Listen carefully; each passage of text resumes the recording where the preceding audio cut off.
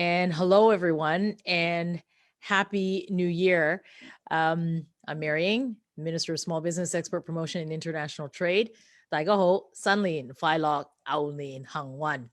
It is my distinct pleasure to introduce our next special guest. He's an inspiring leader, someone I have worked closely with over the years. And throughout the uncertainty of this pandemic, one thing has absolutely not changed: his tireless work and his commitment to supporting all Canadians, from seniors to families to workers and business owners. And I know that he is absolutely thrilled to be gathering with all of us virtually tonight. Ladies and gentlemen, let me introduce the Right Honorable Prime Minister, Justin Trudeau. Thank you, Mary. 新年快乐，新年快樂，祝滿南妹，새해 복 많이 받으세요. Thank you, Minister Ng and Han, for that introduction. A big shout out as well to Sean and Jean for their tireless work representing their communities. Connie and Brandt, thank you for all you do for your community and for joining us for tonight's celebration. I'm looking forward to our conversation. To everyone tuning in from across Canada and beyond, my friends, welcome. Bonjour à tous. Now, last time I joined folks to celebrate Lunar New Year was last year at Casa de Luz in Scarborough. Of course, this year's celebration is different. Scarborough, like many places across the country, has been hit hard by the second wave. Folks are going through a really tough time, and I know that self-isolation has been especially difficult for seniors. And no matter your age, it's hard to miss out on meals together, fireworks, and lion dances. But this isn't forever. As we start this new year, we need to keep holding on and following public health guidelines. If we keep doing our part, we'll see each other in person soon enough. My friends, tonight we celebrate the Year of the Ox, which symbolizes hard work, positivity, honesty, and perseverance. I can't think of a year where those values have been more important. Of course, you already know that. Each and every day, you show us what it means to be there for one another and to stay strong when things get tough. Whether it's caring for our most vulnerable or delivering PPE to workers on the front lines, you've stepped up. So thank you. You are helping us all get through these challenging times. Chinese, Vietnamese, and Korean Canadians have always made this country stronger, more vibrant, and more prosperous.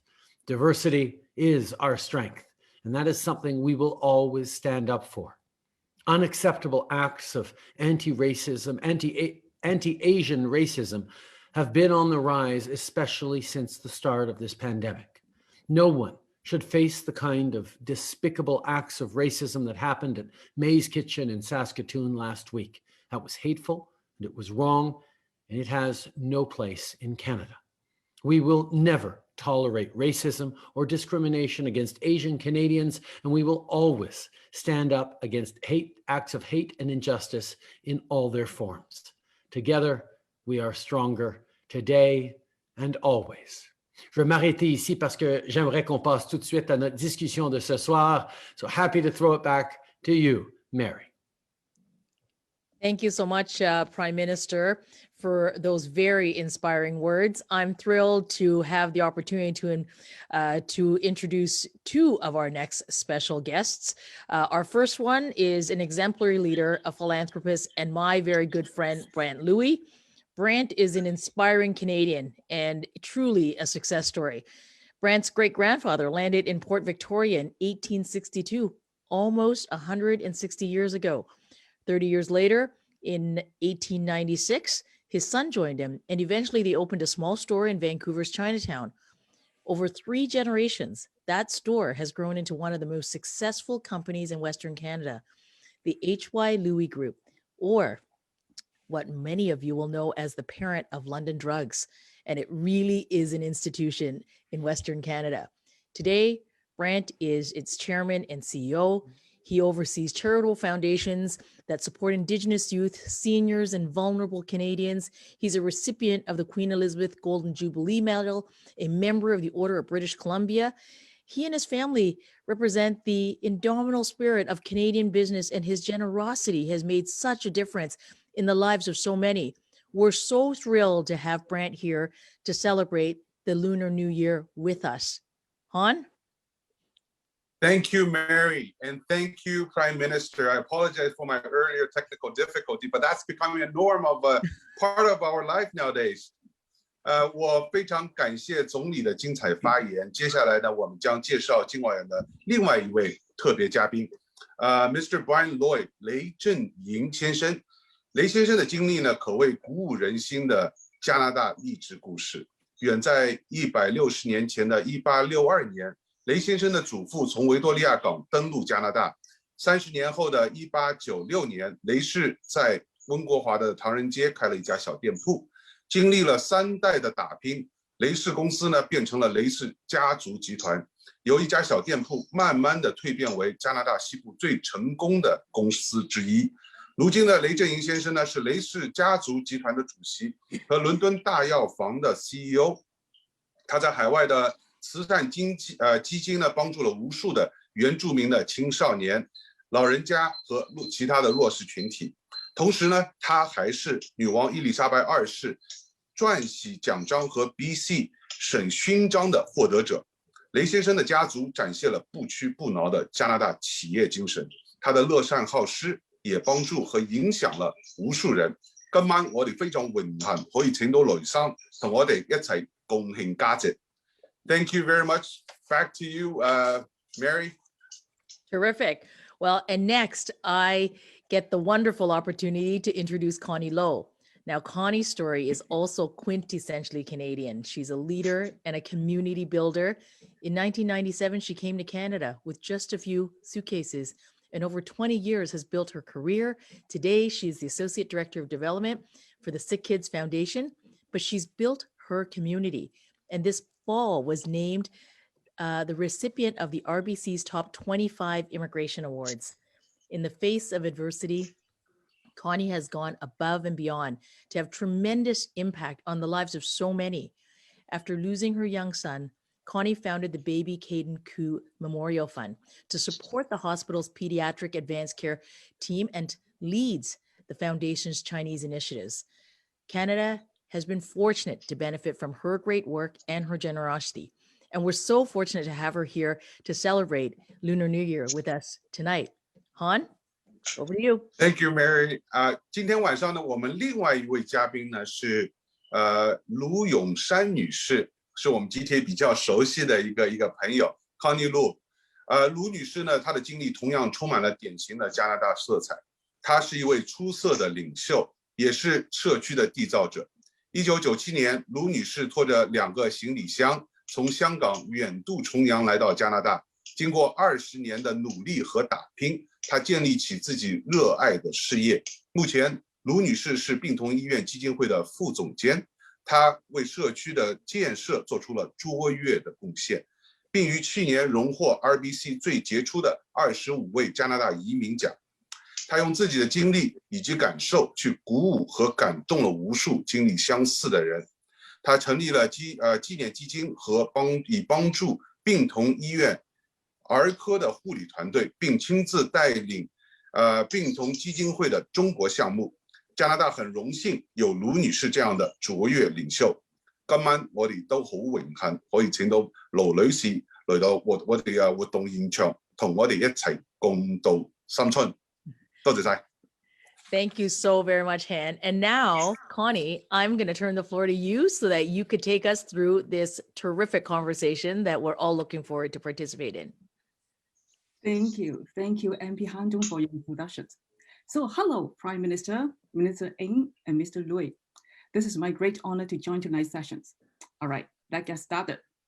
First, Prime Minister, over the years, you have had many opportunities to celebrate the Chinese New Year, Lunar New Year with the Asian community in Canada. Would you please tell us what does the Lunar New Year means to you personally, and what are your favorite things about this festival? Oh, thank you, Connie. First of all, it's a celebration. It's a time to come together as family, as friends, and reflect on the year that's come, and mostly be excited about the year to come while we take care of each other, while we look out for family and friends. Tonight's New Year's Eve, and I'll be spending it with family like everyone. There won't be the big celebrations. We're going to miss the fireworks and all the delicious food. I think we've all spent a lot of time with our closest families over this past year, and we're certainly kicking off this year the same way. But really, this moment of togetherness, of opportunity, of looking forward, I think we all know that the year of the ox is well chosen for the year that's coming, because it's going to take hard work and strength and perseverance and determination to get through. But I know we're going to be able to do it. Even though we celebrate in a different way, and we all look forward to a time where we come together, I'm pleased that we're able to gather this way virtually. Again, seeing the lion dance in virtual form was nice. I was glad to be able to dot the I's, but it doesn't seem like a lion dance unless I'm actually scared he's going to step on me and I'm trying to pitch lettuce at him. These are the celebrations we all look forward to getting back to, but I know that everyone is looking for ways to celebrate in their own ways, and I'd love to hear from the three of you what exactly the Lunar New Year means to you and how you're looking forward to celebrating in the year to come. Thank you. For me, the time is great food that we love to enjoy at this time, and being able to share it with family and friends. The one thing that I do miss due to this pandemic is having my two sons and their families and my grandchildren come for their annual Licey Red Packet Lucky Money, which I might save this year, but I have a feeling that somehow I'm going to end up giving it to them anyway. But it's also, we're giving out virtual red pockets this year, so it's still out there. Great. I think it's a great time to take stock and a time for optimism and moving forward. You know, this is the time when we know hard work and keeping our shoulder to the wheel is going to bring great economic recovery. And I'm sure we can all look forward to that, and possibly within the next year or so, we can all get together and meet again in person. The year of the ox is about discipline, and we've certainly learned a lot about discipline during this pandemic. We followed all of the rules that have tried to make all of us safe and keep the transitions down. And I think that this will be very helpful as we move into 2021. Mary? Well, for me, I mean, it's family, those that you're born into. So my family is here today. So hi, guys. Happy New Year's Eve. And those you choose, who are like your family, who are your friends. And of course, our work family, Prime Minister, you're part of my work family. Red pockets, the yummy food, wearing something new. I do that every year. I've done that every year my entire life. New beginnings of the year. That's what I think 2021 is. And we're certainly seeing optimism. I know that Canadians are going to get vaccinated by September. All Canadians want to do that for free. So that's that hope and optimism. That's what I look forward to every year at this time of the year at New Year's. Okay, my turn. When I was a child, I loved receiving red envelope. And that was my only income source throughout the year. So I have to plan it very carefully, how to spend it. So I guess my parents wanted me to learn financial planning at a very young age. Now, as a mother of two, I use this opportunity to teach my kids about Chinese culture and our identity. So usually in our house, when the Christmas tree is done, we start putting up all the Chinese New Year decoration and then preparing all the thing. And they have a lot of questions to ask. Why you cannot wash your hair for 7 days? By the way, I never follow this tradition. Okay. So I make the answer into story so that they can easy to remember, and hopefully one day they can share the story with the children. All right, so the Lunar New Year is one of the most important festivals in our Asian communities. We gather together and then we do family reunion. Because of the pandemic, life in 2020 has been very difficult for many families, business, and organizations. Now and more than ever, we need to be generous and kind to each other. Unfortunately, things like COVID-19, there is a rise in anti-Asian racism. Can each of you reflect on this and share your thoughts on how we can work together to overcome this challenge? Mr. Louie, would you like to share your thought with us first? Thank you, Connie. I believe that racism has much improved since the time that I had to go to school 70 years ago and when my parents had to go to school. But it has never completely disappeared. It went underground for maybe the last 20 years and into the shadows and out of the mainstream. But what happened with the pandemic in 2020, it brought racism back from the shadows into the mainstream. And it has impacted Asian businesses and the lives of those who suffer racist attacks across the country. I've taken steps to join with other groups, like-minded Canadians across the country to create a meaningful strategy. And we're just beginning that process, but of note, the work from the Ryerson University, led by its chancellor, Janice Fukakusa. They're providing educational resources and tools to combat anti-racial Asian racism. Education has always been and will remain the key to overcoming racism of any kind. Once you know better, hopefully you will do better. It is essential we educate all Canadians about the history of Chinese Canadians' contributions to Canada. It should be part of all of the school curriculums from the primary grades right through to post-secondary education. In the end, we probably know somebody that has been suffering racial attacks, and we should be willing to speak out when we see it because we know it's wrong. And when we know something is wrong, we have to speak out and say so. If we remain silent, the racism just continues, you know. So I believe that it's the responsibility of all Canadians to speak out when they see something is not right and they know it's wrong. Only then can we ever improve. Thank you, Mr. Liu. Now, Minister Ng, what are your insights? Yeah, you know, as I was thinking about this question, I think back to my own family and, you know, when we first came to Canada, of course, I grew up in a small business, my parents' small business, and you don't think about it. I certainly didn't think about it at the time, but you know, but for my parents who didn't speak very much English and they were serving their customers, you know, when you look back and you think about the microaggressions, if you will, that my parents faced, and just that enormous sense of, you know, of just pride that they just sort of persevered every single day, irrespective of, you know, of the adversity that they were facing to sort of raise their kids. I guess this you know, informs a lot of my own view. I'm, you know, I'm honored today that I get to serve, you know, with this Prime Minister as the Small Business Minister for this country, and I guess. It is very, very much part of who I am, and that's probably why we're so committed and we are just so well, committed. I don't have a better word than committed to just making sure that we really are looking after all of our businesses across the country, racialized businesses, women-owned businesses, Indigenous small business owners. Like, these are the people in throughout our community. And when we sort of started seeing racism, anti-Asian racism emerging over the pandemic that began just a little over a year ago, I have to say to the Prime Minister and all of my colleagues, thank you for standing up and calling out racism for what it is and in all forms. We need allies. And we need all of us working together. This country is one of diversity. It's one of our best and greatest strengths.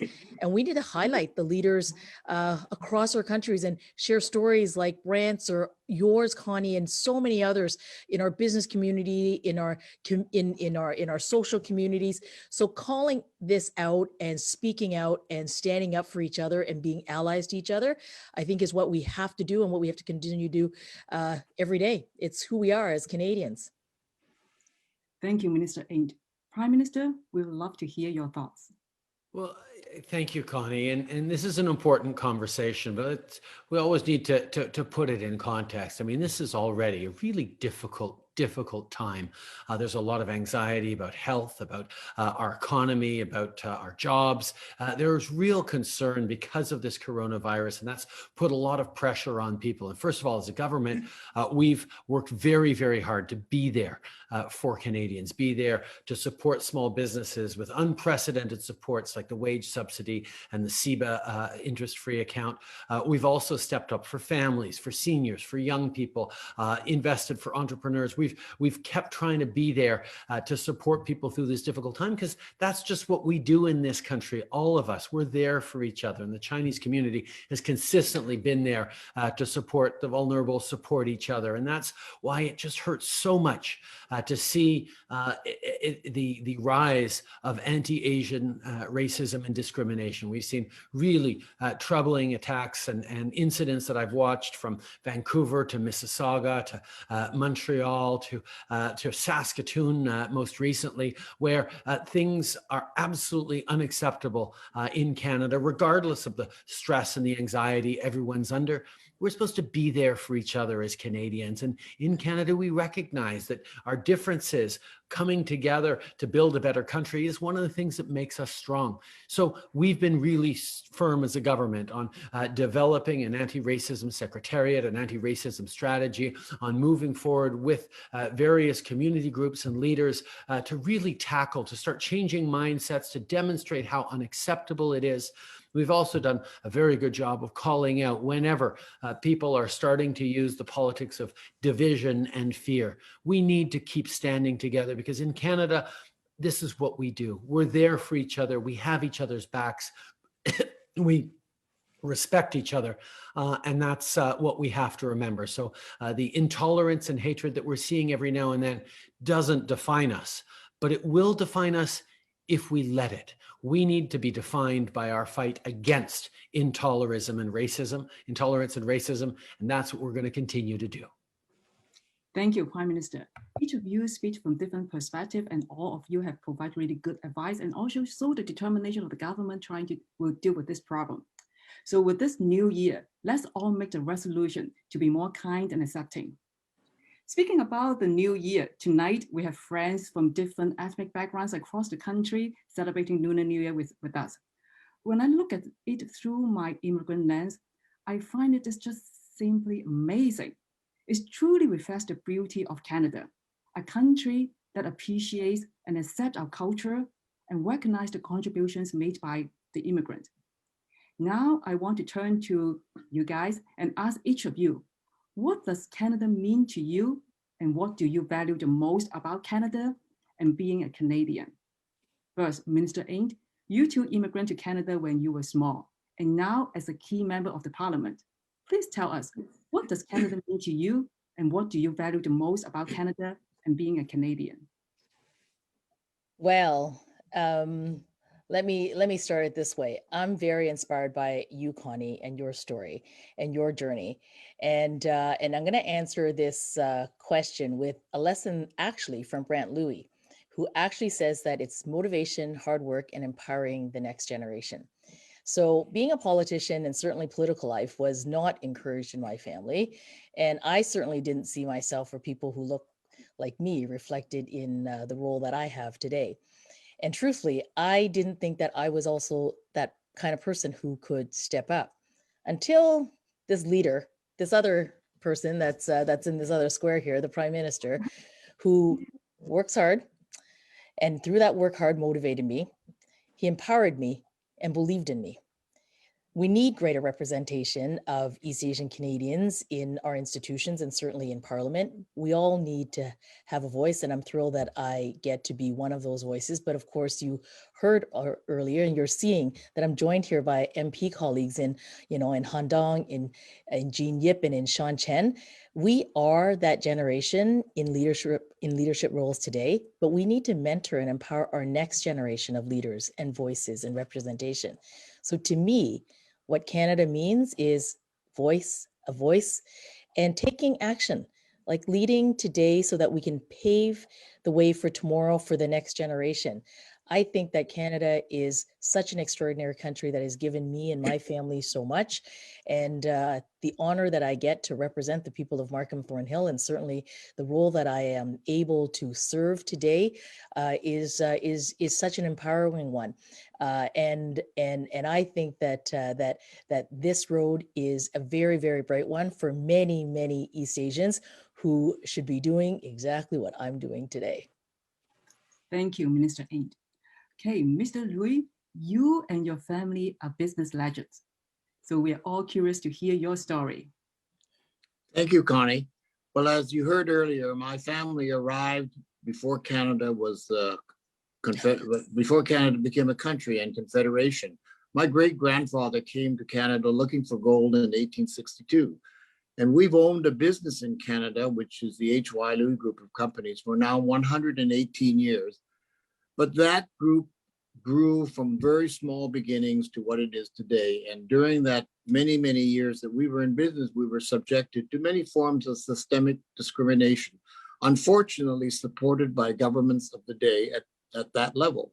And things really didn't start improving for us until the late 50s and the 1960s, when the Prime Minister's father was in power at that time and was the Prime Minister. And so we look very favorably on the name Trudeau, because it was that point in time when we felt that discrimination was actually getting better. But the Asians that came here at that time, they overcame the obstacle to create a life here, despite the fact that they weren't welcome and they weren't really encouraged to flourish. And since they first arrived, Chinese Canadians, like all immigrants, had enormous impact on the growth of Canada in all aspects of society, from business to science, education, the arts, and increasingly in the political leadership roles.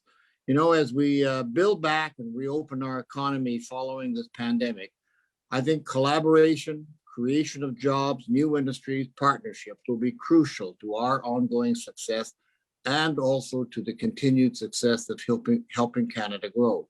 I'm proud to be a Canadian, and I appreciate the fact that I stand on the shoulders of my ancestors and other early immigrants that came to Canada, fought hard to gain citizenship.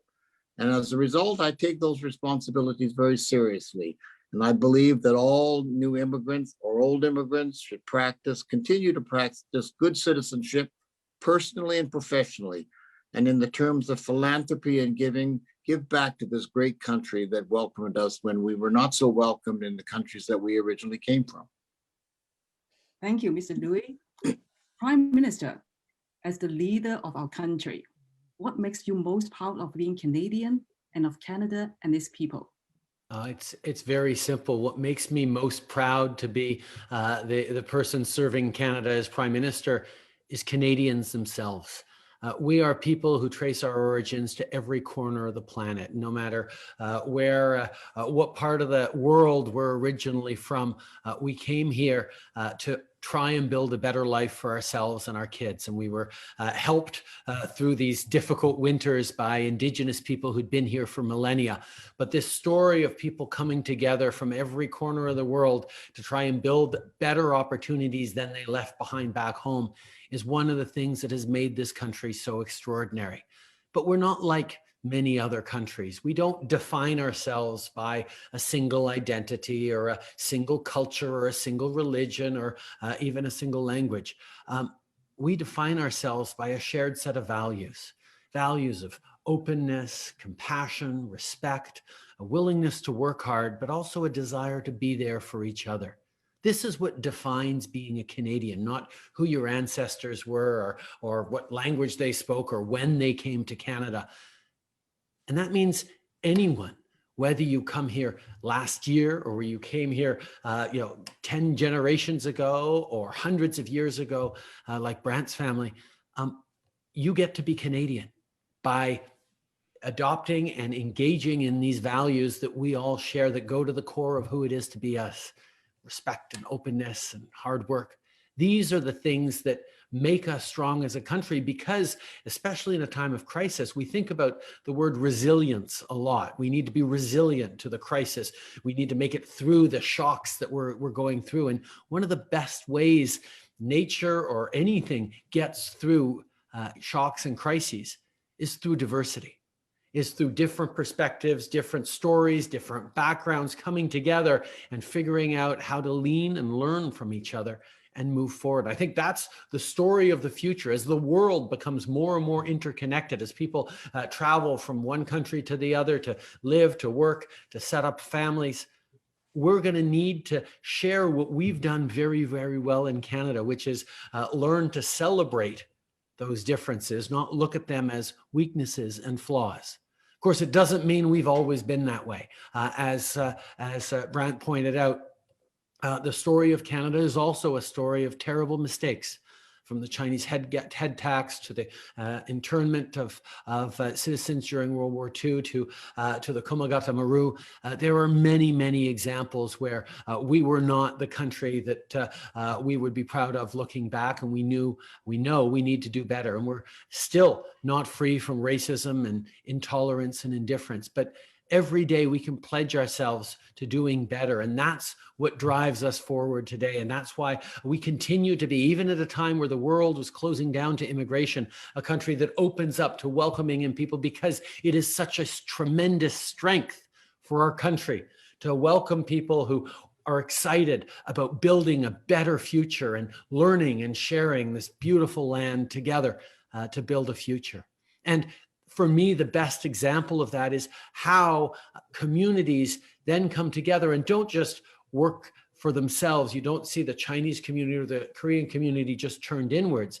We see examples of the Chinese community stepping up and helping out in challenging times through this COVID, all citizens of all different backgrounds. We see the Korean community doing it. We see the Vietnamese community stepping up to be part of their cities, their provinces, their country.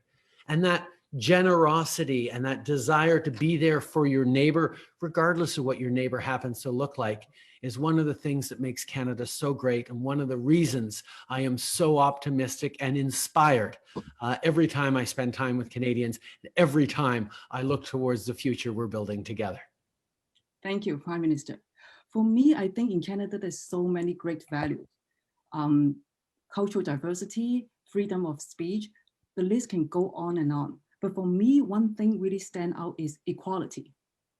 Whatever you desire, I think everyone has the equal opportunity as anyone else. This is the one thing that I really love, and I'm so proud to be Canadian.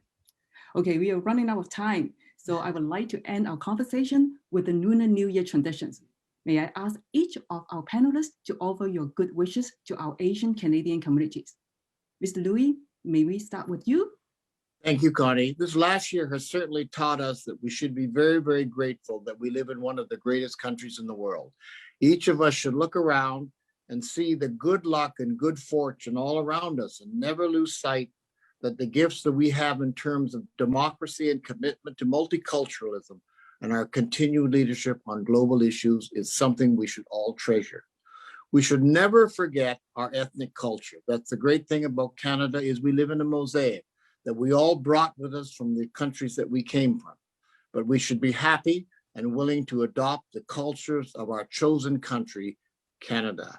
So at this time, I'd like to extend a Happy New Year to all Canadians and my good wishes for good health, peace, and prosperity. Gong hei fa choi, Sun Nin Fai Lok. Thank you. Minister Ng, your wishes, please. Absolutely. 2021 is going to be a year of optimism and hope. And I wish everyone well. Sun Lin Fai Lok, Xin Yin Kuai Lao, Ao Lin Hong Wan, Man Su Yi Yi, San Tai Kin Hong. Wishing everyone good health, prosperity, and happiness in the year of the ox. Last but not least, Prime Minister, your New Year wishes, please. Oh, I think I need to start this year with a big thank you. A thank you to Asian Canadians who've really stepped up to help vulnerable people on the front on the front lines by supporting in our medical systems, in our grocery stores, as caregivers, as people who've been constantly engaged for communities. And even if you were just going about your business, you were doing so in ways that were keeping each other safe. The Asian Canadian community was always and is always good to rely on, to follow directions, to wear masks, and to be really thoughtful about how we're getting through this pandemic. So as we look to a new year that hopefully will get us through this pandemic, I want to say thank you to everyone. I want to wish you all a safe, happy, healthy, and prosperous new year, and wish you all happiness in this year of the ox. Xin Ye Kuai Le, Sun Yin Fai Lok. Chukmun Namoy, Sehebok Manibadiseo. Happy New Year, everyone. Bonne année à tous. Thank you once again, Prime Minister, Minister Ng, and Mr. Liu, for sharing your personal story and insight. It was a privilege to join you as your moderator tonight. And I wish everyone a Happy New Year and good health. San Tai Kin Hong, 龙马精神，新年快乐。